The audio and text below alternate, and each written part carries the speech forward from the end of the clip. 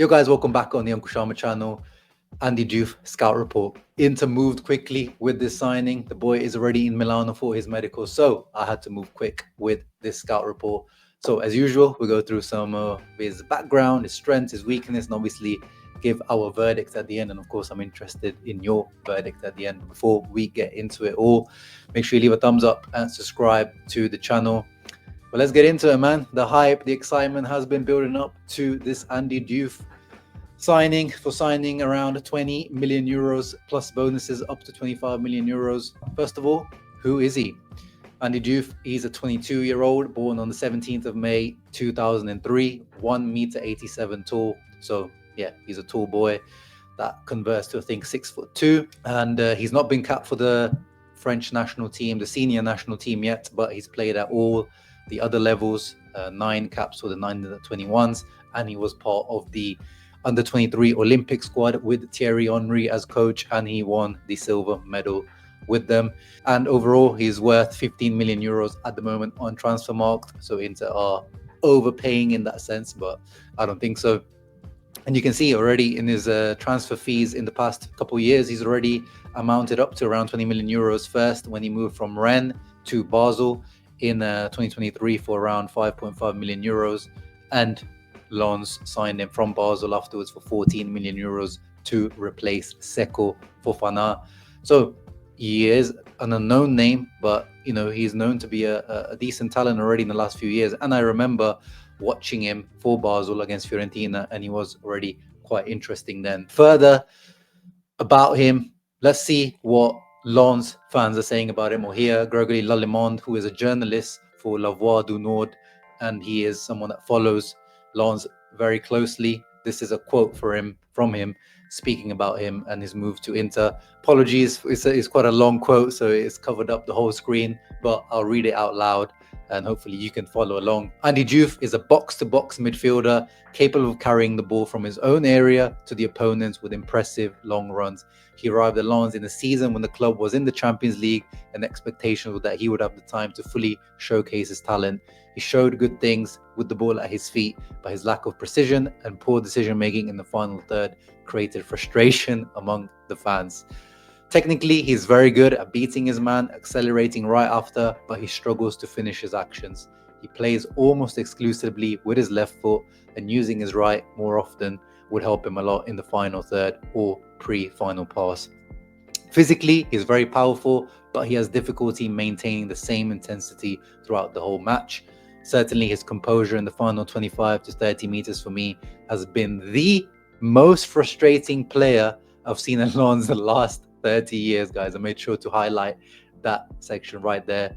Talent, surging runs, actions that make you think he's about to do damage, but in the end, just 2 goals and 2 assists in 68 matches. Statistics don't always tell the full truth, but in this case, they clearly highlight his struggles to make things count. Mentally, probably needs one more step to make the leap in quality, something that didn't happen at Lens, but could happen in Milano. If that happens, he can become a top player. From a human standpoint, he is exemplary, polite, friendly, very committed, and always willing to work. Despite his difficulties, always given everything to improve himself. The fans always supported him, despite his inconsistencies. Many were frustrated at his flashes of brilliance without concrete results. The national media focused on his highlights, showcased only his spectacular plays, and there were many, but those who followed the team regularly felt regret that so much quality wasn't matched with effectiveness. Yes, he absolutely needed a change of club to make a leap in quality, because at Lens he was starting to stagnate. Being surrounded by higher level players could help him grow. So those are the thoughts of the Lens. I think it encapsulates obviously that's his opinion of this journalist, but I think it encapsulates the player quite well. And now that we get into his stats, strengths, weaknesses, you can see a lot of these points will come home, and we'll find out why he's such a frustrating player. And you can see in the top left one of his when he was interviewed when he was signed by Basel in 2023, he says, "My strengths lie in attacking play." So is he the Christian Aslani replacement? Inter just loaned out Christian Aslani to Torino the other day. Is he the replacement, for that position? I don't think so. So let's dive in to why I think that. So first of all, what is his position? So you can see his heat map from this past season on the left-hand side. So he's covered pretty much, he's a centre midfielder. You can see he kind of likes to go on the right-hand side as well because he is left-footed, very heavily left-footed, as we saw in the quote earlier. He likes to cut in on his left. In the formation for Lens, you can see there, that's their, according to who scored for last season, that's their most played formation, or players with the most appearances within that formation, in the 3-4-1-2. He plays in the double pivot. Lens play 3-4-1-2, 3-4-2-1, 3-5-2, 4-2-3-1, and pretty much all the time Diouf is playing as one of the double pivots, centre mids. Sometimes he's also been seen in when you look at the formations online, he's shown to be in the behind the striker, or even as one of the strikers. I've seen a couple of formations, but actually when you dive deeper into his heat map within that game, you'll see that even when he's supposed to be playing up front or much higher, he tends to drop a little bit deeper. He's definitely a double pivot centre mid, or in Inter's formation at the moment, as I see him, a mezzala, box to box mezzala. Strengths, I mean, we don't need to talk about it too much. I think everyone has seen the highlights, right? Over the last couple of days when Inter confirmed the signing, we've seen the highlights of that run that he makes for Lens last season, starting on the edge of his box all the way up until the edge of the opposition box, where he almost scores a goal, which I guess encapsulates him quite well as a player. But in general, all the stats show that this guy is a monster ball carrier. Pretty much a specialty for him at the moment. It seems to be the specialty for Andy Diouf. No midfielder has more acceleration, 35, than Andy Diouf in the top 7 leagues last season. So not just Ligue 1, he's in a league of his own in the top 7 leagues when it comes to acceleration, ball carrying frequency. So he loves to carry the ball, accelerate, carrying the ball from defense to attack. Progressive carries, he's second. Successful dribbles, he's third. Offensive duels, 1, he is third. So he's offensively minded. He has pace and strength, which is something that Inter are missing, and he's a monster ball carrier. And he's left-footed, which sounds weird, but it's quite a nice addition for Inter, because all of our left-footed players are in defense. It's Di Marco, Carlos Augusto, Acerbi, Bastoni. In the attack or in midfield, no one is left-footed, and it adds a different dimension, a different angle to things, whether he's playing on the left centre mid position or right centre mid. It's a nice addition that I think Inter needed. And of course, pace, strength, ball carrying, dribbling is something that Inter have required. And again, just a quick graphic to show you his ball carrying template, or where he tends to run and take the ball from. So you can see the amount of times he brings it from his own half to the opposition half. A lot of the times Inter play along, very slow tempo to try and get the ball up. A guy like Diouf can, bring the ball up in a few seconds from defense to attack with just his running and carrying ability. And Christian Kivu, Inter's new coach, has indicated that he wants this Inter team to be more vertical, more direct.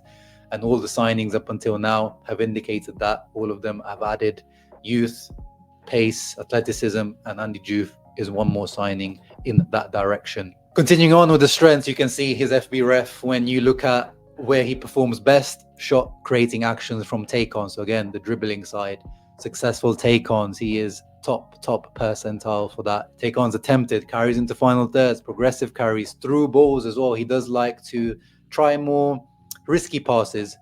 You'll see him often trying passes that maybe are not even on, but he's quite risky with it, which is nice to see. But maybe again, we'll talk about it in the weaknesses. Is something that he can improve on in terms of his pass selection. He does like to shoot on goal, even though he only has the 2 goals. But the example I've highlighted there on the right is that, again, there there was a guy on the left completely free that he could have passed to.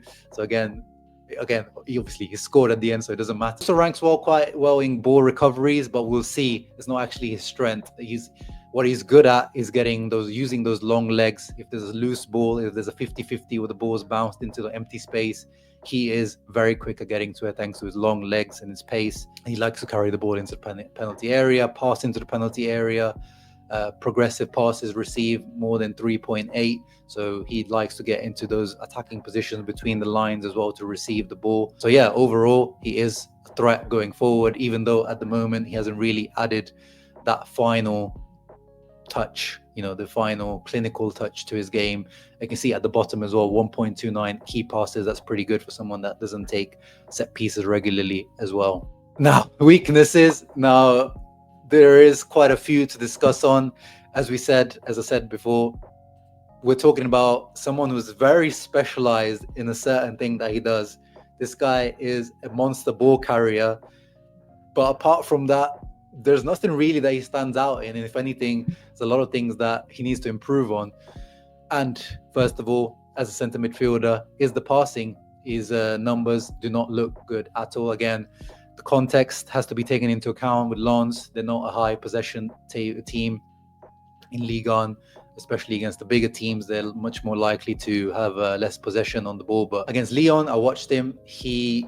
Even though he was playing in the double pivot, he was not the one dropping deep to pick up the ball. So he's not given that responsibility to be the one building up play, the one dictating the tempo. But still, regardless, I see some similar issues that Interisti may remember with the kind of Frattesi when we signed him, in terms of make yourself available for the ball, making the right movements to be available for the ball.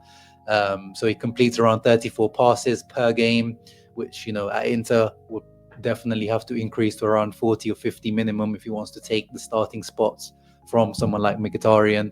His medium passes are also quite low, and long passes in the games I watched, actually I haven't even watched him complete or even attempt kind of a long pass or a switch of play.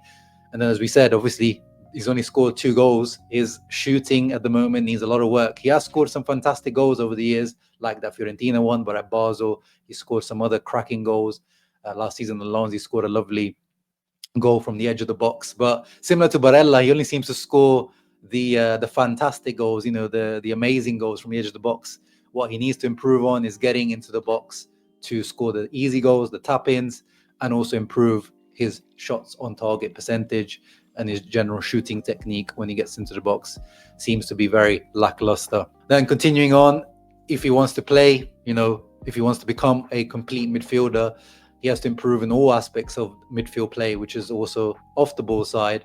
And that's what I noticed when watching him.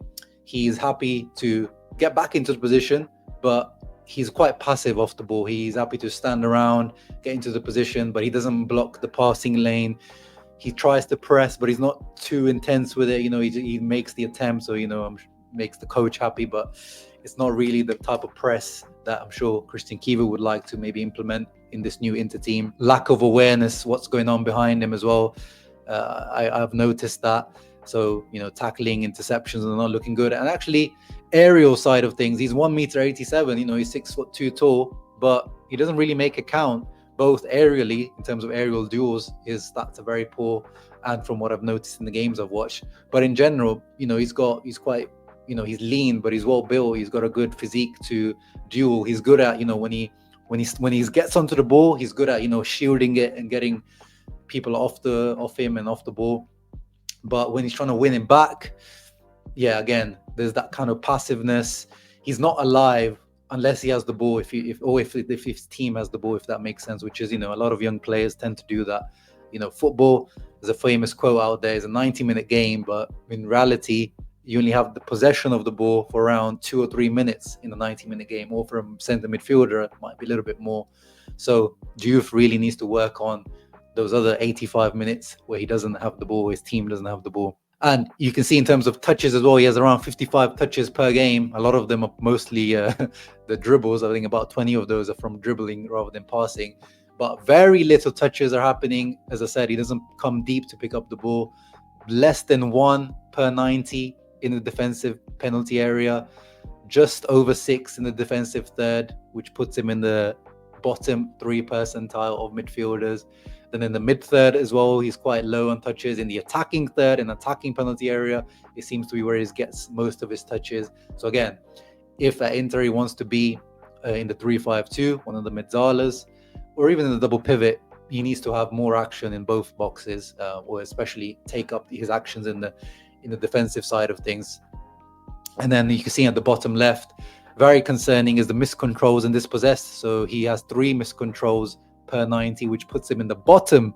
He's in the worst 1% for that around top 5 leagues in Europe, top 7 leagues in Europe, and dispossessed 1.72 times. So it's not that he's technically bad.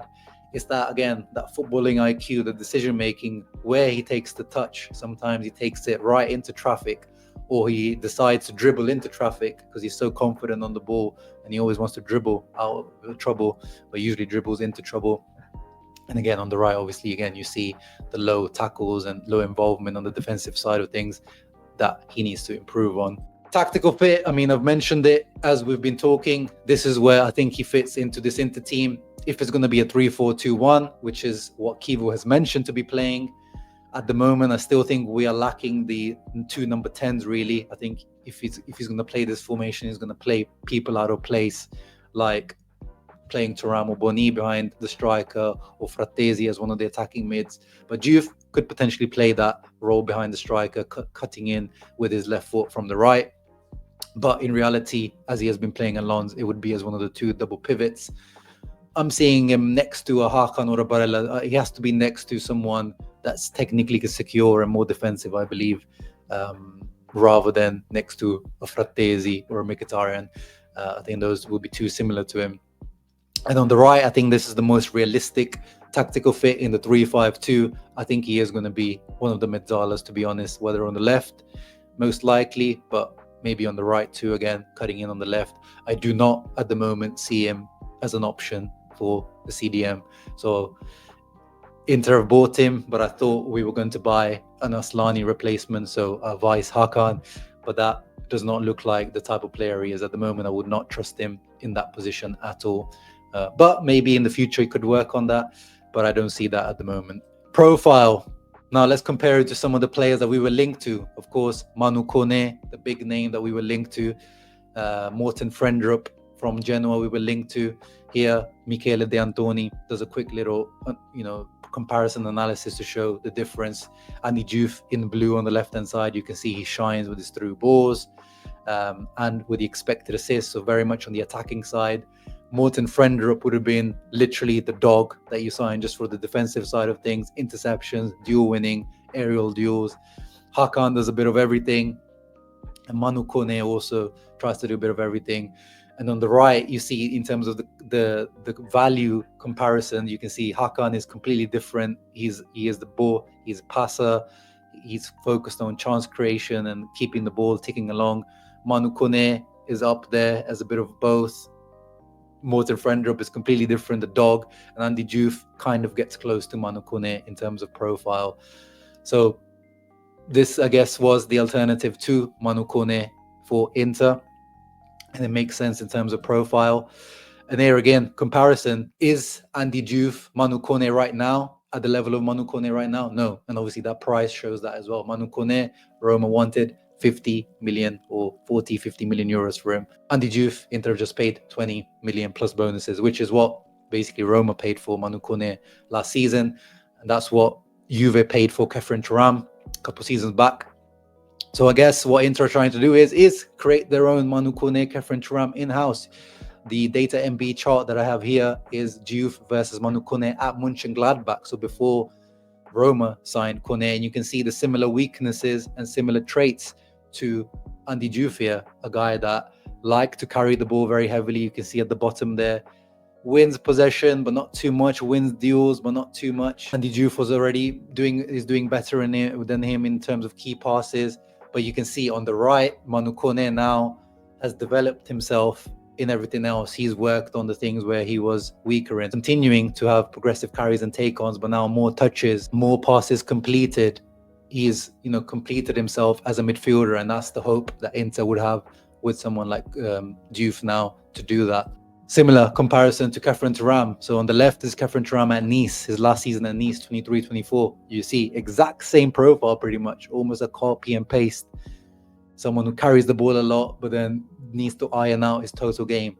But now look at Kefren Thuram last season, a total midfielder, does everything, but continues to add that ball carrying ability. This is what Diouf needs to take into example as what not to do. I mean, Frattesi And he also had a similar profile, Frattesi, when we signed him from Sassuolo, guy that had that power and ball carrying ability. Showed it in his first season, as you can see there. That's the Sassuolo chart that you see there. But if I showed you the second season of Frattesi, was quite similar, still carrying the ball. But last season, you can see on the right, Frattesi takes a big step back. If it wasn't for his goal scoring ability, Frattesi would not be at Inter right now. He was a specialist, and now he narrowed his specialism down even further somehow.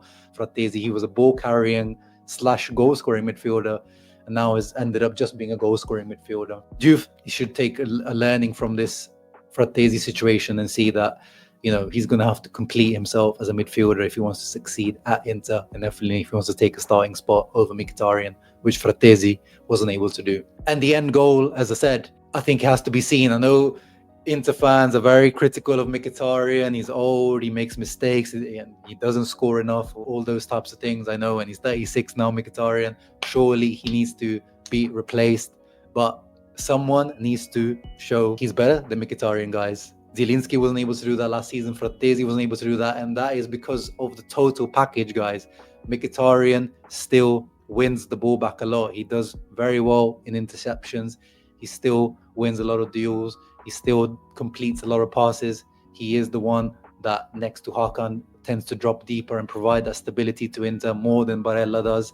And he is the one that does the ball carrying. Even though he's 36 years old now, his legs still allow him to carry the ball from defense to attack better than any other Inter midfielder at the moment. But Diouf, with his technical, physical, athletic ability, has the opportunity and the potential to become that for Inter as well. So yes, overall, what is the verdict on this move? 20 million, as I've been saying all summer, that's basic price these days for any decent player. 20 million euros. I'm not losing sleep over that. But was this the signing that Inter needed? I thought we were going to go for more of a vice Hakan, but I guess they're going to say that Sucic, Barella, Zielinski, one of these guys is going to be the vice Hakan, and they wanted a different profile. If that's the decision making, then yeah, it's not a bad deal, but it's not really something that I feel moves the needle for Inter starting 11. Once again, it's another signing that improves the bench, and I think it raises the floor, but it doesn't raise the ceiling. Or maybe in the future it can raise the ceiling if Diouf makes those improvements, but at the moment it's another improvement to the options on the bench, but not a needle mover for the starting 11. So it's personally, I would have not spent the money here, but of course there is potential upside to this player. The profile is interesting, the legs, the athleticism, the left-footedness, the youth, of course, is all things that Inter need.